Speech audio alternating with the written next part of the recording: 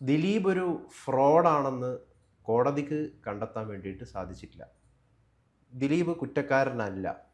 അതുകൊണ്ട് അദ്ദേഹത്തെ കുറ്റവിമുക്തനാക്കിയിരിക്കുകയാണ്.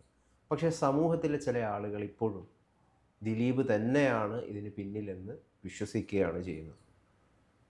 എങ്ങനെയാണ് മാഷ് ഇതിനെ വിലയിരുത്തുന്നത്? കാരണം ദിലീപിനെ നമ്മൾ അങ്ങനെ ആക്രമിക്കേണ്ട ആവശ്യമുണ്ട്. അദ്ദേഹത്തിൻ്റെ ബബ്ബബ്ബ എന്ന് പറഞ്ഞ സിനിമ 18-ാം തീയതി റിലീസ് ചെയ്യാൻ വേണ്ടി പോവാണ്. അത് തിയേറ്ററിന് മുമ്പിൽ പ്രതിഷേധിക്കണം, റിലീസ് തടയണമെന്ന് പറഞ്ഞുകൊണ്ടുള്ള ആഹ്വാനങ്ങളൊക്കെ ഇപ്പോൾ പലരും നടത്തുന്നുണ്ട്. കഴിഞ്ഞ ദിവസം ഒരു KSRTC ബസ്സിൽ ദിലീപിൻ്റെ സിനിമ പ്രദർശിപ്പിച്ചപ്പോൾ അത് നിർത്തിവെപ്പിച്ചു കുറേ സ്ത്രീകളൊക്കെ ചേർന്ന്. അപ്പം അങ്ങനെ ദിലീപ് യഥാർത്ഥത്തിൽ ആരാണ് എന്നുള്ളതാണ് ചോദ്യം. ദിലീപ് ആരാണെന്നുള്ള ചോദ്യത്തിന് ഉത്തരം നൽകൽ സമൂഹത്തിൻ്റെ കാഴ്ചപ്പാടിൽ ദിലീപ് ആരാണ് എന്നുള്ളതിന് വേണ്ടി നമുക്ക് ഉത്തരം പറയാം. നമ്മൾ ഓരോരുത്തരും നോക്കിക്കാണുകയുള്ള ചെയ്യും. അപ്പോൾ ദിലീപിനെ നമ്മൾ സമൂഹത്തിൻ്റെ കാഴ്ചപ്പാടിൽ നോക്കുന്ന സമയത്ത് സമൂഹം വിശ്വസിക്കുന്നത് ഈ കുറ്റകൃത്യത്തിൻ്റെ പിന്നിൽ പ്രവർത്തിച്ചത് ദിലീപാണ് എന്നാണ്. അതാണ് സമൂഹത്തിൻ്റെ വിശ്വാസം. ആ സാമൂഹ്യ വിശ്വാസമാണ് ദിലീപിനെതിരെ വീണ്ടും ശക്തമായിട്ടുള്ള അഭിപ്രായങ്ങൾ ഉയർന്നു വരുന്നതിന് കാരണമായി തീർന്നു. പക്ഷേ നമുക്കറിയാം, കോടതിയുടെ മുന്നിൽ വരുന്ന സമയത്ത് എല്ലാ കേസുകളിലും ഉള്ള പ്രശ്നം കോടതിക്ക് എവിഡൻസ് ആവശ്യമായി. സാഹചര്യ തെളിവുകളും മറ്റ് പലതും ദിലീപിന് എതിരാണ്. എന്നാൽ മെറ്റീരിയൽ എവിഡൻസ് ഇല്ല എന്നാണ് കോടതി പറയുന്നത്. ഇതുപോലെ തന്നെയാണ് ലാവ്ലിൻ കേസ്. ലാവ്ലിൻ കേസിൽ പിണറായി വിജയനെതിരെ മെറ്റീരിയൽ എവിഡൻസ് ഇല്ല. പക്ഷേ എല്ലാവരും പറയുന്നത് പിണറായി വിജയനാണ് അതിൻ്റെ അകത്ത് അഴിമതിക്കാരൻ എന്നാണ്. അതാണ് അതിൻ്റെ പ്രശ്നം. കോടതിയുടെ ഫൈൻഡിങ്സാണ് സാധാരണ രീതിയിൽ നിലനിൽക്കുന്നത്.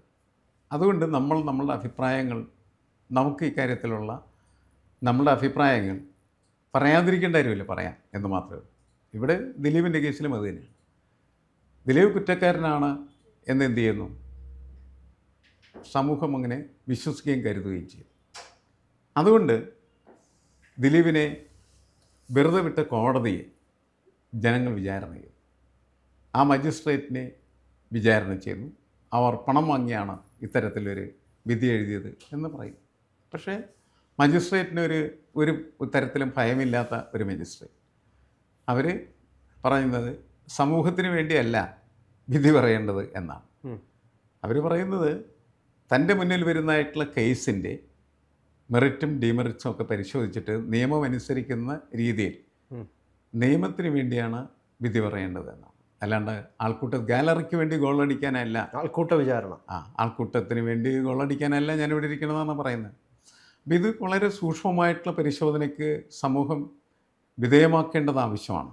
പക്ഷേ കേരളത്തിൻ്റെ മനസ്സാക്ഷി മൊത്തം ദിലീപിനെതിരാണ്. അത് വെറുതെ അങ്ങനെ നിർമ്മിക്കപ്പെട്ടെന്നാണ് എന്ന് നമുക്ക് പറയാൻ പറ്റില്ല. ഇതിൽ കൃത്യമായിട്ട് ആ മനസ്സാക്ഷിക്ക് മാറ്റം വരണമെങ്കിൽ ഒരു കാര്യം കൃത്യമായിട്ട് ചെയ്താൽ ശരിയാവുമെന്നാണ് ഞാൻ കരുതുന്നത്. ഈ കുറ്റകൃത്യത്തിൻ്റെ പിന്നിൽ പ്രവർത്തിച്ചിരിക്കുന്ന വ്യക്തി ആരാണ്? ദിലീപാണ് എന്ന് സമൂഹം പറയുന്നു. ദിലീപ് അല്ലെങ്കിൽ പിന്നെ ആര്? ആ ദിലീപ് അല്ലാത്ത വ്യക്തിയെ മുന്നിലേക്ക് കൊണ്ടുവരാൻ കഴിഞ്ഞാൽ ദിലീപിന് അവിടെ നിന്ന് രക്ഷപ്പെടാം. ഇപ്പം ദിലീപിൻ്റെ ചുമതലയാണോ അതെന്ന് ചോദിച്ചാൽ അല്ല, അത് ദിലീപിൻ്റെ ചുമതലയല്ല. കോടതിയുടെയും പോലീസിൻ്റെയും പ്രധാനപ്പെട്ട ചുമതല ആരാണ് ഇതിൻ്റെ പിന്നിൽ ഗൂഢാലോചന നടത്തിയതെന്ന് വ്യക്തമാക്കുക എന്നുള്ളതാണ്. അത് വ്യക്തമാക്കാത്തിടത്തോളം കാലം അത് ചെയ്തിരുന്നത് ദിലീപാണ് എന്നിങ്ങനെ പറഞ്ഞുകൊണ്ടിരിക്കും. അതിനുള്ള സാഹചര്യ തെളിവുകളും മറ്റ് ആളുകളുടെ അഭിപ്രായങ്ങൾ, അതുമായി ബന്ധപ്പെട്ട വ്യക്തികളുടെ അനുഭവങ്ങൾ ഒക്കെ അതിനകത്ത് കിടക്കുന്നുണ്ട്. അതൊക്കെ കൂടിച്ചേർത്ത് എപ്പോഴും ദിലീപിന് എന്ത് ചെയ്യേണ്ടിയിരിക്കും? പ്രതിസ്ഥാനത്ത് തന്നെ നിർത്തിക്കൊണ്ടിരിക്കും. ഇതിന് പ്രതിസ്ഥാനത്ത് അദ്ദേഹത്തിന് മാറാനുള്ള ഏകമാർഗം എന്ന് പറയുന്നത് ഇതിൻ്റെ പിന്നിൽ പ്രവർത്തിച്ച ഗൂഢാലോചനക്കാരൻ ആര് എന്ന് കണ്ടെത്തൽ മാത്രമാണ്.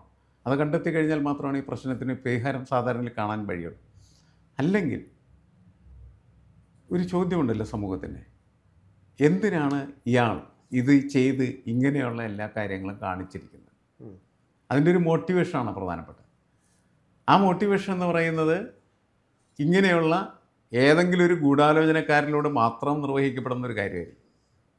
അയാളെ കണ്ടെത്തിടത്തോളം കാലം ഈ ചോദ്യം ഇങ്ങനെ നിൽക്കുകയും ഈ പ്രശ്നത്തിൽ നിന്ന്, അതിൻ്റെ കുരുക്കിൽ നിന്ന് ദിലീപിന് രക്ഷപ്പെടാൻ കഴിയാത്ത സാഹചര്യമുണ്ട്. അതാണ് പ്രശ്നം. ഇതിലിപ്പം ദിലീപ് തന്നെ തനിക്കെതിരെ എന്തോ തരത്തിലുള്ള ഗൂഢാലോചനയുണ്ട്. ദിലീപ് പറഞ്ഞ കാര്യം എന്താണെന്ന് വെച്ചാൽ, എനിക്കെതിരെ പോലീസും അതേപോലെ തന്നെ ഒരു പോലീസ് ഉദ്യോഗസ്ഥയും ഒരുമിച്ച് ചേർത്ത് ഗൂഢാലോചന നടത്തിയാണ് കാര്യങ്ങൾ ഇങ്ങനെ ആക്കിയത് എന്ന് അദ്ദേഹം പറയണ്ടേ. അങ്ങനെയാണെങ്കിൽ അദ്ദേഹം എന്ത് ചെയ്യണം? അത് വ്യക്തമായി തെളിയിക്കണമല്ലോ. അതും തെളിയിക്കണം. ഗൂഢാലോചനകളിലൂടെ തെളിയിക്കപ്പെടുക എന്ന് പറയുന്നത് ബുദ്ധിമുട്ടുള്ളതായിരുന്നു. ഗൂഢാലോചനയുടെ സ്വഭാവം അതാണ്.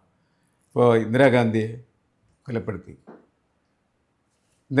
കൊലപ്പെടുത്തിയ കുറ്റവാളികളെ ശിക്ഷിക്കാൻ കഴിഞ്ഞു. പക്ഷേ അതിൻ്റെ പിന്നിൽ പ്രവർത്തിച്ച ഗൂഢാലോചന കണ്ടെത്താനും ആ ഗൂഢാലോചനക്കാരേക്ക് ശിക്ഷ കൊടുക്കാനും കഴിഞ്ഞോ? ഇല്ല. ടി പി ചന്ദ്രശേഖരൻ്റെ കേസിൽ വരെ അങ്ങനെയാണ്. ഗൂഢാലോചനക്കാർക്ക് ശിക്ഷ കിട്ടിയതായിട്ട് നമുക്ക് അറിയില്ല ശരിക്കും. ഇതിലിപ്പോൾ അതിജീവിത കഴിഞ്ഞ ദിവസം കുറിച്ച ഒരു ഏറ്റവും പ്രധാനപ്പെട്ട വാക്കുകളുണ്ട്. നിയമത്തിൻ്റെ മുമ്പിൽ ഈ രാജ്യത്തെ എല്ലാ പൗരന്മാരും തുല്യരല്ല എന്നാണ് അവർ കുറിച്ചത്. നിയമത്തിൻ്റെ മുന്നിൽ എല്ലാവരും തുല്യരാണെങ്കിൽ എന്ത് വേണമായിരുന്നു? ദിലീപ് ശിക്ഷിക്കപ്പെടണമെന്നായിരുന്നു അവർ കരുതുന്നതെന്നാണ് നമ്മൾ മനസ്സിലാക്കേണ്ടത്. അതാണ് ആ മെസ്സേജിൻ്റെ ഒരു ശക്തി എന്ന് പറയുന്നത്. എന്തായാലും കേരള സമൂഹം വളരെ രൂക്ഷമായിട്ടുള്ള രീതിയിൽ ഈ വിഷയം തുടർ ചർച്ച ചെയ്തുകൊണ്ടിരിക്കുകയാണ് ചെയ്യുന്നത്. അവരുടെ മനസ്സാക്ഷി അവരോട് പറയുന്നത് ഇത് ചെയ്യിപ്പിച്ചത് ദിലീപാണ് എന്ന് തന്നെയാണ്. പക്ഷേ കോടതിക്ക് ദിലീപിനെ ശിക്ഷിക്കാനായിട്ട് കഴിയില്ല എന്നുള്ളതാണ്.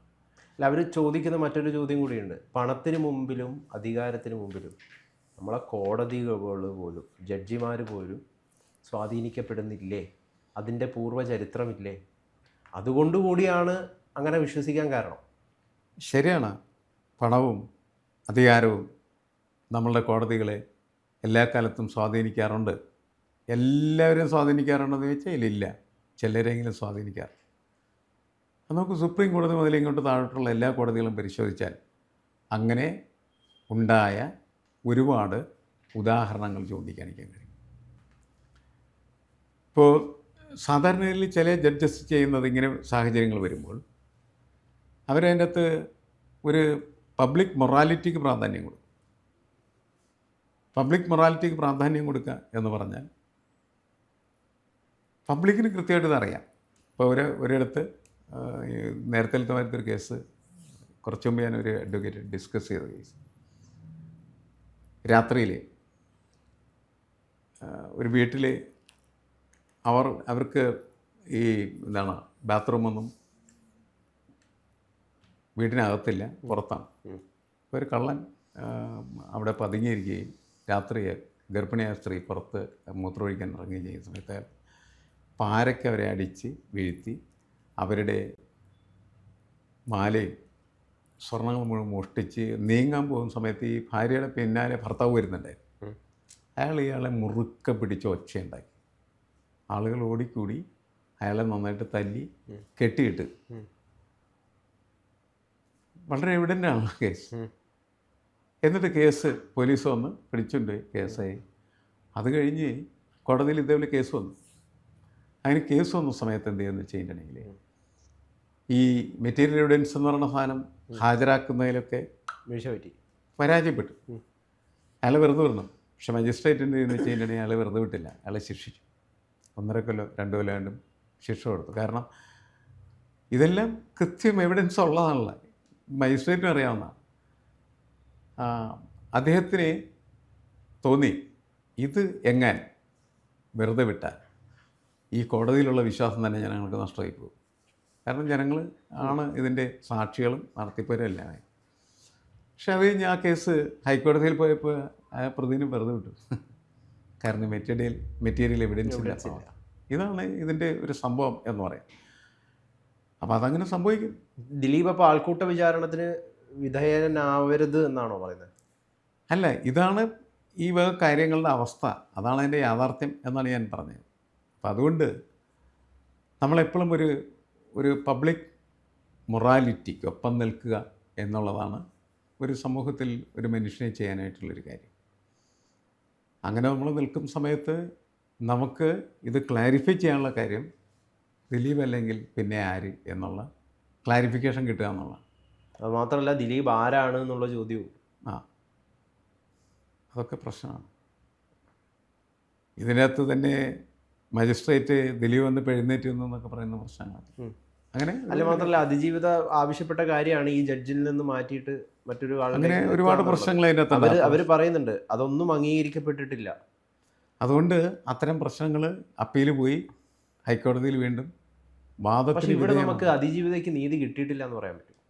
അല്ല, നീതി കിട്ടിയിട്ടില്ല എന്നല്ല, സമ്പൂർണ്ണ നീതി കിട്ടിയിട്ടില്ല എന്നേ പറയാൻ പറ്റുള്ളൂ. കാരണം അവരൊക്കെ ശിക്ഷിക്കപ്പെട്ടല്ലോ. അത് അതിജീവിക്ക് ആശ്വാസം തന്നെയാണ്, ശരി. പക്ഷെ പ്രശ്നം എന്താണെന്ന് വെച്ചാൽ ഇതിൻ്റെ പിന്നിൽ പ്രവർത്തിക്കുന്ന കരങ്ങളാണ് ഏത് സമൂഹത്തെ സംബന്ധിച്ചിടത്തോളം മാരകമായത്. മറ്റത് ഉപകരണങ്ങളാണ്, ശിക്ഷിക്കപ്പെട്ടത് ഉപകരണങ്ങളാണ്. പക്ഷേ അതിൻ്റെ മാസ്റ്റർ ബ്രെയിൻ എന്ന് പറഞ്ഞാൽ എന്താണ്? അത്തരം കാര്യങ്ങൾ ചെയ്യാനായിട്ട് പ്രേരിപ്പിക്കുന്ന പണം, അധികാരം, മറ്റെല്ലാമുള്ള കരങ്ങൾ തന്നെ. ആ കരങ്ങൾ നീതിയുടെ മുന്നിൽ വരുന്നില്ല എങ്കിൽ അതിജീവിതയുടെ ചോദ്യം വീണ്ടും ചോദിക്കപ്പെട്ടുകൊണ്ടിരിക്കും. നീതിക്ക് മുന്നിൽ എല്ലാവരും തുല്യരല്ലേ എന്നുള്ള ചോദ്യം.